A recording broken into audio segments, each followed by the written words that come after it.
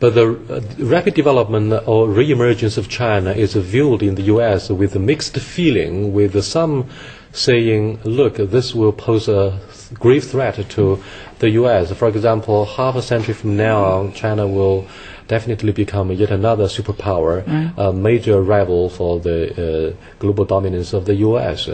On the other hand, some would say we have to engage China as a major responsible stakeholder.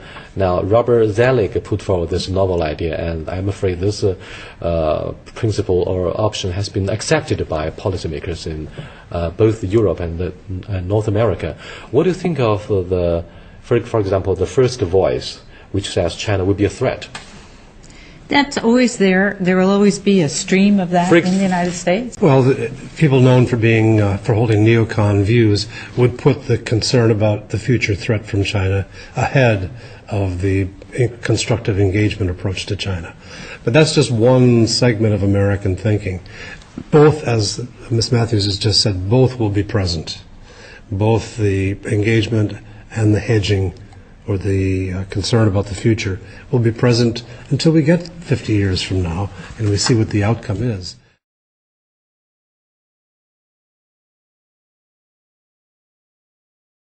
Joining us now here in the Beijing studio are Jessica Matthews, president of the Carnegie Endowment for International Peace, and her colleague, Mr. Douglas Powell, vice president for studies, the Carnegie Endowment for International Peace.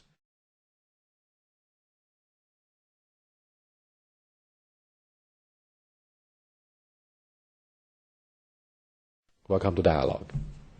To start with, let's look at the Bush administration's China policy. Now, the most thorny and sensitive issue in our bilateral relationship should be Taiwan. Well, Bush has started out in 2000 with a desire to be a strong supporter for Taiwan, for its separation from China. He arranged for a large arms package to be presented in April 2000, and by the time that Mr. Chen Shui-bian came to the end of his term of office in May, relations had deeply worsened between the United States and Taiwan. Trust was lost. The arms package hadn't been passed by the Taiwan legislature. And in fact, Washington became the voice of Beijing in many circumstances in urging the people of Taiwan to reject Chen Shui-bian's policies and to support a maintenance of the status quo in the Taiwan Strait. One more question about Taiwan. Do you think U.S. presidents since Jimmy Carter have been able to maintain their consistency over the cross-strait relations? That's been fairly consistent. We've had Ronald Reagan at one time wanted to change policy at the beginning of his administration, but he returned to the main course. President Bush tried to make a change, but he returned to the main course. If you look at the other side of the strait, Bill Clinton in his early days tried to change the direction of China policy, but he returned to the main course of the 7 administrations. So that each of 7 administrations concluded the direction of policy was essentially the same. I think the launch of ICED, namely Strategic Economic Dialogue, should be hailed as yet another landmark achievement in the bilateral relationship between Washington and Beijing. What do you think of the functions and the purpose of the ICED? I think the Bush administration has to be congratulated for trying to broaden the relationship and deepen it in lots of different dimensions. And the ICD is certainly one of the most important. So this has been important, and my guess would be that the next administration will continue with it because it's been very constructive. The Europeans are very jealous of this senior level dialogue, but what do you think of the mechanism of the SED? I think this financial crisis that we're now in proves the value of the SED. Secretary of Treasury Paulson picks up the phone and regularly calls Vice Premier Wang Qishan. He regularly speaks with Zhou Xiaochuan.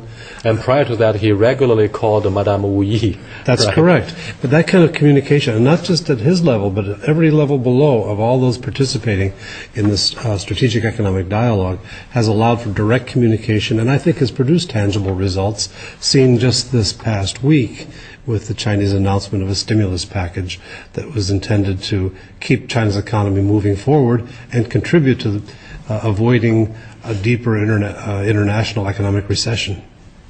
But the rapid development or re-emergence of China is viewed in the U.S. with a mixed feeling, with some saying, look, this will pose a grave threat to the U.S. For example, half a century from now, China will definitely become yet another superpower, a major rival for the global dominance of the U.S. On the other hand, some would say we have to engage China as a major responsible stakeholder. Now, Robert Zelig put forward this novel idea, and I'm afraid this principle or option has been accepted by policymakers in both Europe and North America. What do you think of for example, the first voice, which says China would be a threat? That's always there. There will always be a stream of that in the United States. Because we're talking about the legacy of the Bush administration over the past 8 years. What do you think of the Bush mindset? What do you think of the thrust of his policy towards this issue? I think the main thrust has been very constructive, has not been dominated by a sense of fear in this relationship. And it stands out, I think, among the Bush legacy as an area where the effort was to build a very constructive and closer relationship than. And Rumsfeld, the former Secretary of Defense, refused to visit Beijing until quite a few months ago, before he was fired due to the midterm election in the Capitol Hill.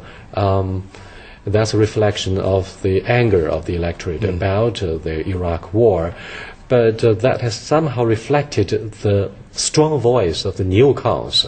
What do you think of the concerns of the neocons with regard to the China policy? Well, people known for holding neocon views would put the concern about the future threat from China ahead of the constructive engagement approach to China. But that's just one segment of American thinking. Both, as Ms. Matthews has just said, both will be present.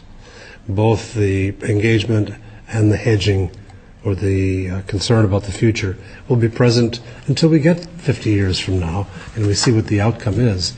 The question is, will we allow our fears to get in the way of our constructive cooperation? And so far that has not happened. Why the theory of a constructive engagement is taking the upper hand? That issue is the six-party talks. What do you think of this very huge effort initiated perhaps by China, one of the six parties, in denuclearizing the Korean Peninsula? Well, I think it is one of the first cases where we were able to work on a very difficult and very delicate issue together over a period of time. We certainly haven't succeeded yet. We haven't solved the problem by any means. But we've come, I think, a fair distance. And it's showed the way that the two countries can work together. So it's an important precedent in that.